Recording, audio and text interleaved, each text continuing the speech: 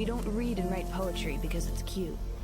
We read and write poetry because we are members of the human race, and the human race is filled with passion.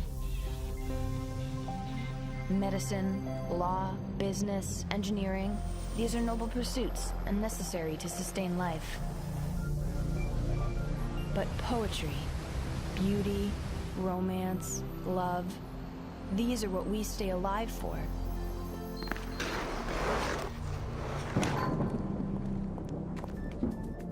To quote from Whitman, "O me, O life, of the questions of these recurring, of the endless trains of the faithless, of cities filled with the foolish, what good amid these, O me, O life?"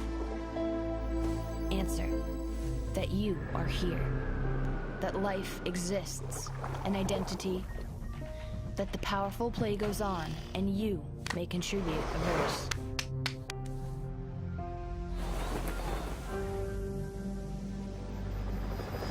That the powerful play goes on, and you may contribute a verse. What will your verse be?